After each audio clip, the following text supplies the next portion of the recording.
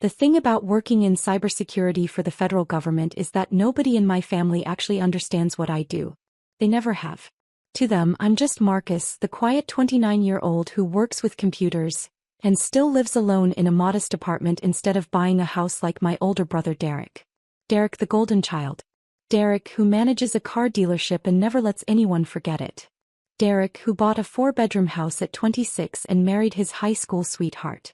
Derek, who Mom introduces as my successful son, while I get Marcus works with computers or something.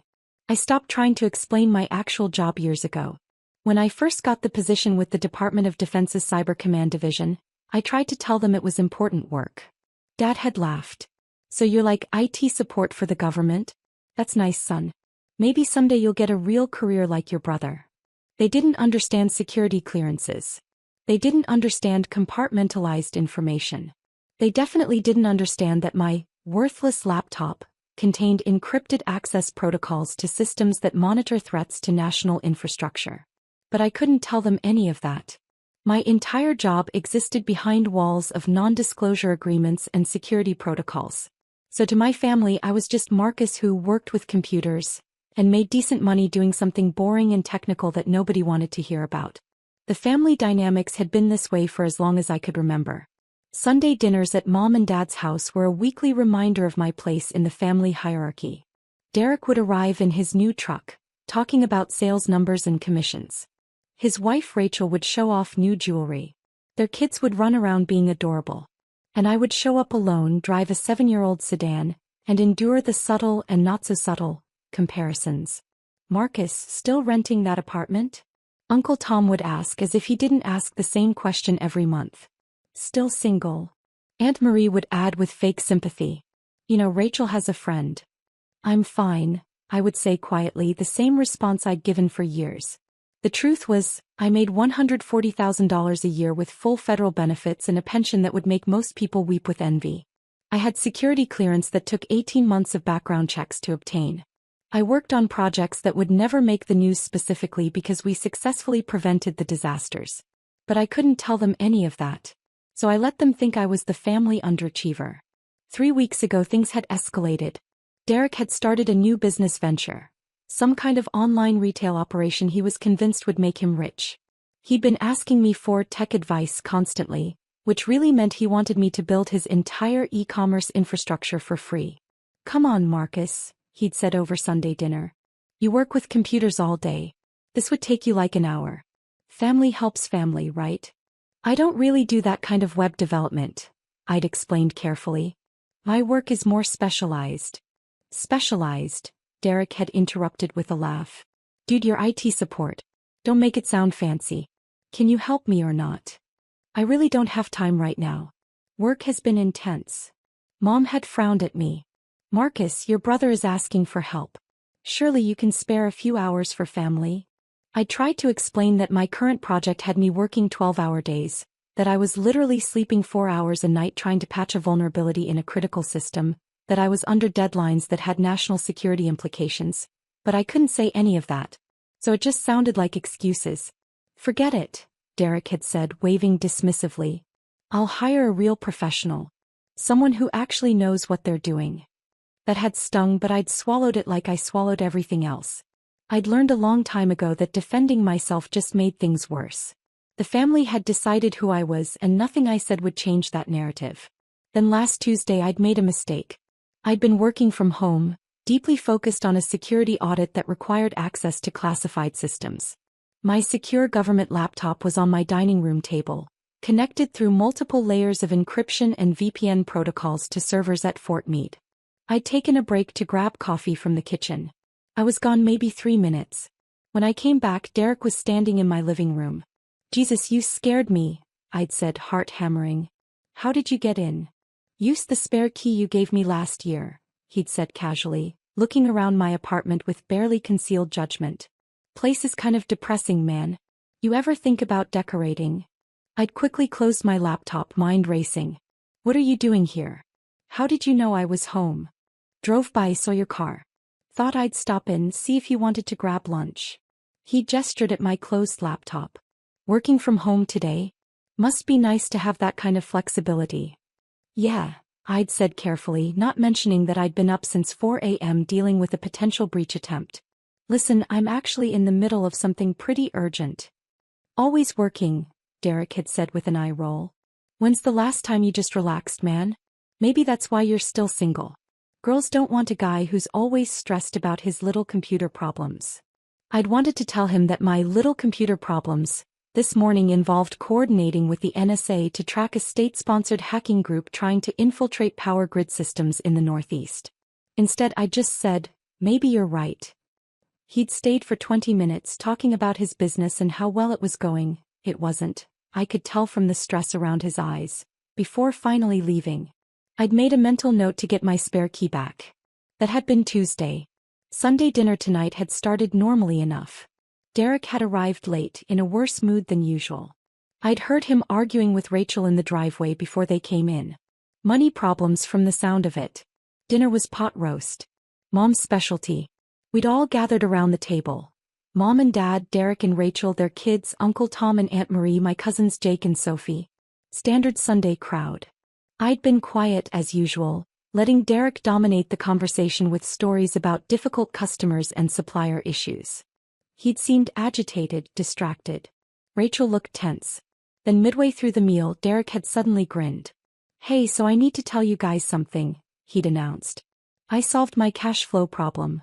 Everyone had looked interested. Derek's business struggles weren't exactly a secret, despite his efforts to pretend everything was fine. Yeah. Dad had said. How's that? Derek had looked directly at me and something cold had settled in my stomach. So Marcus here had this old laptop sitting in his apartment, Derek had said casually. Just collecting dust on his table. I figured he wasn't using it, right?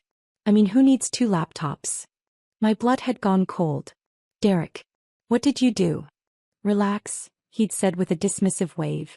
You've got your work laptop from your job, right? This other one was just sitting there. So I listed it on Facebook Marketplace yesterday. Sold it this morning for $500. Not bad for an old laptop, right? The table had gone quiet. Everyone was looking between Derek and me. You sold my laptop, I'd said slowly, fighting to keep my voice level. The one from my apartment. Yeah, the old one on your dining table. Come on, don't be weird about this. I needed the cash and you clearly weren't using it. Besides, it's just a laptop. You can buy another one with your fancy government salary. He'd actually laughed. Family helps family, remember? My mind had been racing through the implications. That laptop contained encrypted access to classified systems.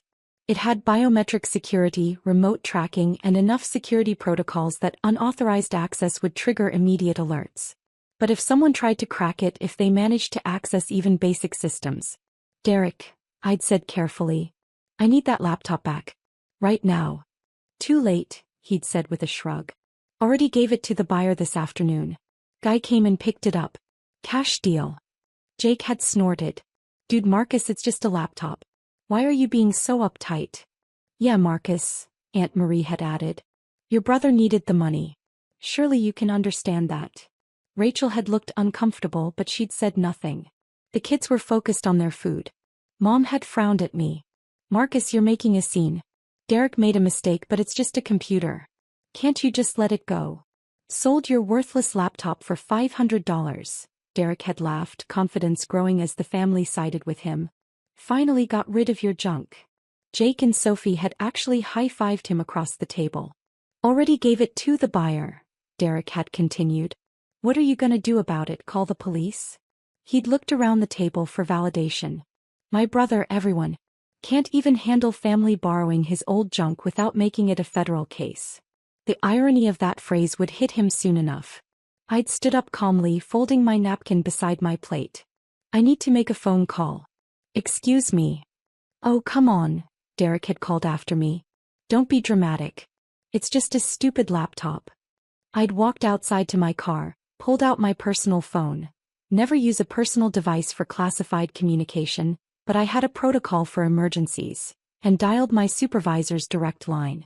Thompson, she'd answered immediately. It's Marcus Chin. Code Black. My secondary secure device has been compromised. There was a pause. Explain. I'd given her the brief version. Family member took device from my residence without authorization. Sold to unknown buyer. Device is currently unaccounted for. When? She'd asked, voice sharp. Transaction completed approximately 4 hours ago. Another pause. Stay where you are. Do not discuss this with anyone. How soon can you get to your brother and get buyer information? I'm at a family dinner with him now. Good. Keep him there. Act normal. I'm escalating this to cybercrimes and activating the device tracker. We'll have a team to your location within 30 minutes. Understood. Marcus, she'd said, voice softer. This isn't your fault. You followed protocol keeping it in your residence. He committed a federal crime. Do you understand that? Yes, ma'am. This is going to be hard on your family. Are you prepared for that? I'd thought about every dismissive comment, every comparison to Derek, every time they'd made me feel small for doing work I couldn't explain. Yes, ma'am. I'd hung up and stood in the driveway for a moment, composing myself. The device had multiple security layers. Remote tracking was standard. The moment someone tried to power it on without my biometric authentication, it would trigger alerts. If they tried to bypass security, it would brick itself and transmit its location. The FBI Cybercrimes Unit was already tracking the device. They'd been notified the second the security protocols were breached. Derek had just sold classified government property to an unknown buyer. That was theft of federal property, unauthorized disclosure of classified materials, and about 6 other felonies I could think of off the top of my head. And he'd done it for $500. I'd walked back inside. The family was still eating, conversation having moved on. Derek was talking about his business plans, seeming to have already forgotten about the laptop. Everything okay?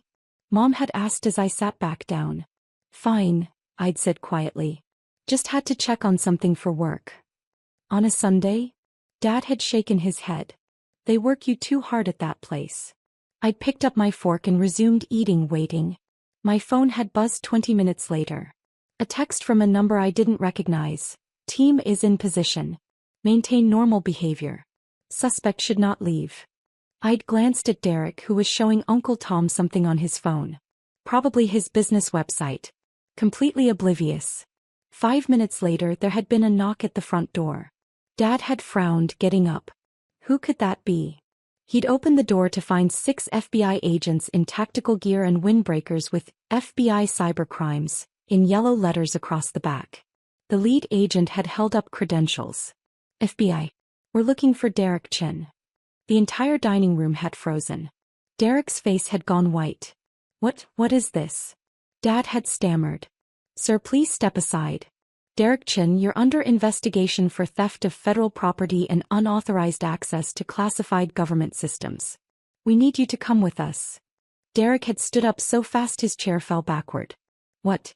This is insane. I didn't. You sold a laptop this afternoon, the agent had said. It wasn't a question. That laptop is classified government property containing encrypted access to Department of Defense systems. You stole it from a federal employee and sold it to an unauthorized party. That's a minimum of 3 felonies. I didn't know. Derek had shouted. It was just sitting there. Marcus, tell them. Everyone had turned to look at me. Marcus works with computers, Mom had said weakly. There must be some mistake. The agent had looked at me. Mr. Chin, are you Marcus Chin, Senior Cybersecurity Analyst for DoD Cyber Command? Security clearance level TS/SCI? Yes, I'd said quietly. The room had erupted. Senior analyst? Dad had repeated. What does that mean? It means, the agent had said, that your son has top secret/sensitive compartmented information clearance. The laptop his brother stole contains access protocols to classified national security systems. The device is valued at $85,000 and contains classified materials that cannot be quantified in monetary terms. $85,000? Aunt Marie had gasped. The hardware alone, another agent had said. The data is classified. Mr. Derek Chin, we're going to need information about the buyer immediately. Where is the laptop now? Derek had been shaking. I sold it to some guy on Facebook Marketplace. He paid cash. I don't know his name. He used a fake profile probably. You sold classified government property to an unknown buyer, the agent had said flatly. Do you understand the severity of this? I didn't know. Derek had looked at me desperately. Marcus, you never told me. You said you worked with computers. How was I supposed to know? The device, I'd said quietly, has my name and DoD property tags on it. It requires biometric authentication to access. There are 3 different warning labels about unauthorized use. I didn't look. Derek had shouted. I just saw an old laptop. You entered my apartment without permission, I'd continued calmly. Took federal property. And sold it to an unknown party. You never asked if you could take it. I used to borrow your stuff all the time. When we were kids, Derek. We're not kids anymore. Rachel had started crying. The children were confused and scared. Mom was sitting down heavily, hand over her mouth. Dad looked like he was in shock. We've already located the device, another agent said, checking a tablet. Tracking activated when the buyer attempted to power it on. Local law enforcement is moving to that location now. Mr. Derek Chin, you're going to need to come with us for questioning. Am I under arrest? Derek's voice cracked. Not at this time. But you're facing serious federal charges. We strongly advise you to cooperate fully and obtain legal representation immediately. Jake had found his voice. This is crazy. Marcus, tell them this is a mistake. Tell them Derek didn't mean anything. I'd looked at my cousin. He stole classified government property and sold it to an unknown buyer. That's not a mistake. That's a crime. He's your brother. Sophie had shouted. How can you just sit there? He committed a federal crime, I'd said simply. I don't have a choice. Neither does he. Uncle Tom had stood up. Now wait just a minute. This family doesn't turn on each other. Marcus, you need to tell these people this was all a misunderstanding. Sir, the lead agent had interjected. This isn't Mr. Marcus Chen's decision. Federal law is very clear about theft and unauthorized handling of classified materials. Your nephew committed these crimes. The evidence is documented. This isn't a family matter. It's a national security issue. Derek had been put in flex cuffs, for transport purposes, they'd said, and led out to an unmarked SUV. Rachel had followed, crying, trying to understand what was happening. The kids had been confused, scared.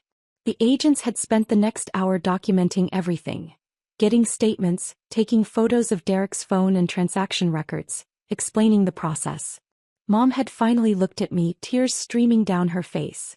You let them take your brother. He took classified government property, I'd said quietly. The moment he did that, the outcome was determined. I didn't make this happen. He did. You never told us. Dad had exploded. You let us think you were just some low-level computer guy. You never said you worked on important stuff. I couldn't, I'd said. My work is classified. I'm not allowed to discuss it. That's what security clearance means. So this whole time, Aunt Marie had said slowly, while we've been feeling sorry for you, you've been what? Some kind of spy. I'm a cybersecurity analyst. I protect critical infrastructure systems from hostile attacks. I've never been a spy, and I've never asked anyone to feel sorry for me. The lead agent had finished his documentation and approached me. Mr. Chin, you'll need to come to our office tomorrow for a full debrief. Your supervisor has been notified. You'll likely be placed on administrative leave pending the investigation. Investigation of me? Standard protocol when a secure device is compromised. It's not punitive. You followed proper security procedures. But we need to document everything and ensure no additional breaches occurred. I'd nodded. I understand. For what it's worth, the agent had said quietly so only I could hear, you did everything right. Your brother made his own choices. After they'd left, the family had sat in stunned silence. $85,000, Uncle Tom had finally said. For a laptop. The hardware is specialized, I'd explained. Custom encryption, biometric security, remote tracking and data destruction capabilities. Plus access to systems that monitor power grids, water treatment facilities, transportation networks. Basically the infrastructure that keeps the country running. Jesus Christ, Dad had breathed. You protect all that? I'm part of a team, yes. We monitor for threats, patch vulnerabilities, coordinate responses to attacks. Most of our work prevents things that never make the news because we stop them. Why didn't you ever tell us? Mom had asked, voice breaking. Because I couldn't. And because you never seemed interested. Every time I tried to explain my work, someone would change the subject or make a joke about IT support. Eventually, I stopped trying. Sophie had looked at her phone. Oh my God. Marcus, you're on LinkedIn. Your actual title is Senior Threat Intelligence Analyst, DoD Cyber Command. Why would you let us think you were just nobody? I never said I was nobody. You all decided that. The silence that followed was heavy. Derek is going to prison, Rachel had said, who'd come back inside after seeing her husband driven away. Isn't he? For years. I'd looked at the FBI agent's card he'd given me. Theft of government property, unauthorized disclosure of classified information, potential espionage charges depending on the buyer's intentions. Yes. Probably. Can you stop it? She'd begged. Can you tell them it was a mistake? It wasn't a mistake, Rachel. It was theft. And even if I wanted to, I couldn't. This is federal law. The charges are mandatory once the crime is committed. He's your brother, she'd whispered. He treated me like garbage for years, I'd said quietly. Made me feel worthless. Mocked my job. Stole from me. Sold classified property to an unknown buyer. Which, by the way, could have gotten people killed if that information reached the wrong hands. He didn't care about any of that. He just saw an opportunity to make $500. Mom had been crying. Dad had his head in his hands. The family that had gathered for Sunday dinner was destroyed, scattered. My phone had buzzed. Another text, buyer in custody. Chinese national with suspected intelligence ties. Device recovered intact. Full investigation proceeding. Report 0800 tomorrow. I'd stood up, suddenly exhausted. I need to go. I have to report to Fort Meade in the morning. Marcus, Dad had called as I reached the door. I'm sorry. For all the years we didn't listen. Didn't take you seriously. I'd paused. I appreciate that, Dad. But right now I need to deal with the security breach in the investigation. We can talk later. I'd driven home in silence, mind processing everything. Tomorrow would be a full security review. Every system I'd accessed, every protocol, every potential vulnerability Derek's theft might have created. My clearance would be examined. My judgment questioned. All because my brother thought he could make quick cash. The hardest part was that I'd seen it coming. I'd known Derek was struggling financially. I'd known he was desperate. And I'd still trusted him with a key to my apartment, still let him into my space where classified materials existed. That had been my only mistake. 3 days later, I sat in a conference room at Fort Meade with my supervisor, 2 FBI agents, and a representative from the Office of Personnel Security. The buyer was a Chinese intelligence officer operating under corporate cover, the FBI agent explained. He'd been targeting government employees, looking for opportunities to acquire access to classified systems. Your brother's Facebook listing triggered surveillance algorithms. We had the buyer under watch when he purchased the device. So it was a setup? I'd asked. Not for your brother specifically. But yes, we were monitoring the buyer. When he purchased a laptop matching the description of secure government hardware, we moved immediately. Your brother committed the crime, but we were watching the buyer commit espionage. What happens to Derek? He's being charged with theft of government property and unauthorized possession of classified materials. The espionage charges will likely be dropped since he clearly had no idea what he was selling. But the theft charges stand. He's looking at minimum 5 years federal prison, possibly more. And my clearance? My supervisor had smiled slightly. Intact. You followed every protocol. The device was properly stored in a secured residence. You reported the theft immediately. You cooperated fully with the investigation. If anything, this case demonstrates why our security protocols work. The rest of my family doesn't see it that way. Families rarely do, the OPS representative had said. For what it's worth, Mr. Chin, you handled an impossible situation correctly. Your brother put national security at risk for $500. That's not your fault. I'd nodded, but it didn't make it easier. The following Sunday, I didn't go to family dinner. Neither did Derek. He was in federal custody awaiting trial. Rachel had filed for divorce. The kids were staying with her parents. Mom had called 6 times. I'd let it go to voicemail. Dad had texted, "We need to talk about this as a family." I'd replied, "There's nothing to talk about. Derek committed a federal crime. I did my job. That's all there is to it." Uncle Tom had sent a long message about family loyalty, about how I should have warned Derek, about how I was tearing the family apart. I'd blocked his number. The truth was, I'd spent years being made to feel small by people who didn't understand or appreciate what I did. I'd endured countless comments about my career, my lifestyle, my worth. I'd stayed quiet because my work was classified and because defending myself only made things worse. Derek's theft hadn't just been about a laptop. It had been about seeing something of mine and deciding he had more right to it than I did. It had been about years of being dismissed and disrespected, culminating in one final assumption that my things didn't matter, that I didn't matter. But my things did matter. My work mattered. And the laptop he'd sold for beer money contained access to systems that protected millions of people. 3 weeks after Derek's arrest, I sat in court for his initial hearing. Rachel was there with a lawyer. Mom and Dad sat in the back looking older than I'd ever seen them. The prosecutor laid out the charges. The evidence was overwhelming. Derek's own Facebook messages, the transaction records, the photos he'd taken of the laptop to post online, showing clear DoD property markings.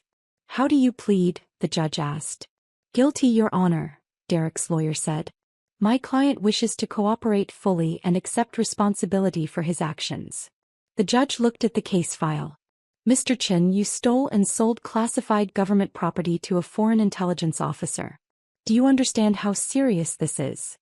"Yes, Your Honor," Derek said, voice barely audible. "I didn't know what it was. I just thought it was my brother's old laptop. But that doesn't excuse what I did. I took something that wasn't mine. I'm sorry." The judge looked at me. "Mr. Marcus Chin, you're the victim in this case. Do you wish to make a statement?" I'd prepared for this. I stood up. "Your Honor, my brother made a choice to take something that didn't belong to him without asking permission. Whether he understood what it was or not, that choice had consequences. I don't believe he intended to harm national security. But I also believe he needs to be held accountable for his actions. I'll abide by whatever sentence the court determines is appropriate." The judge had nodded. "Sentencing will be scheduled for 6 weeks from now. Mr. Derek Chin, you'll remain in custody until that time. This court is adjourned." As they'd led Derek away, he'd looked at me one last time. Not angry. Not pleading. Just defeated. Outside the courthouse, Dad had caught up with me. "Marcus, wait." I'd stopped, turned. "Your mother and we've been talking. We never understood what you do. We never took it seriously. And we're sorry for that." "Okay," I'd said carefully. "But Derek is your brother. 5 years in federal prison. That's going to destroy his life. His kids will grow up without a father. Rachel is already filing for divorce. Everything is falling apart." "I know. Can't you do something? Talk to someone? Get the charges reduced?" I'd looked at my father, really looked at him. Saw the desperation, the pain, the hope that somehow I could fix this. "No," I'd said quietly. "I can't. And even if I could, I wouldn't." Derek made his choice. He stole classified government property and sold it to someone who turned out to be a foreign intelligence officer. People could have died if that information had been compromised. That's not something I can just ask people to overlook because he's my brother. "So you're choosing your job over your family?" "I'm choosing national security over protecting someone who committed a serious crime. That's not about my job or my family. That's about doing what's right." Dad had looked at me like he didn't know me. Maybe he never had. "I don't know if I can forgive you for this," he'd said. "I'm not asking you to," I'd replied. "But understand something, Dad. For years, you and everyone else in this family made me feel like what I do doesn't matter. Like I'm somehow less than Derek because I don't drive a new truck or own a house. But what I do matters. Matters a lot. And the laptop Derek sold for $500 represented access to systems that keep people alive. I'm not apologizing for protecting those systems or for holding him accountable when he put them at risk." I'd walked away then, back to my car, back to my quiet apartment, back to my classified work that my family would never understand. Derek was sentenced 8 weeks later. 4 years in federal prison followed by 3 years of supervised release. He'd serve his time at a minimum security facility in Pennsylvania. Rachel divorced him 2 months after that. The kids would visit him once a month. His dealership job was obviously gone. When he got out, he'd be a convicted felon with a destroyed career and a shattered family. And every bit of it had been his choice. As for me, I received a commendation for my handling of the security breach. My clearance was upgraded. I was offered a promotion to lead analyst with a significant pay increase. I took it. The family stopped inviting me to Sunday dinners. I didn't fight it. Some relationships can't survive the truth. And the truth was that I'd spent years being someone small in their eyes because I couldn't explain who I really was. Derek had stolen from me thinking I was weak, thinking I wouldn't fight back, thinking my things didn't matter. He'd been wrong on all counts. The last communication I had with him was a letter he sent from prison 3 months into his sentence. Marcus, I know you won't forgive me. I don't expect you to. I just want you to know that I finally understand. You weren't just some computer guy. You were protecting important things. And I treated you like garbage for years because I didn't understand. I'm sorry. I know it's too late. But I'm sorry. Derek. I'd read it once, then filed it away. He was right. It was too late. But maybe it had always been too late. Maybe the damage had been done years ago with every dismissive comment and every assumption that I was less than him. The laptop had just been the final proof of what he'd always believed.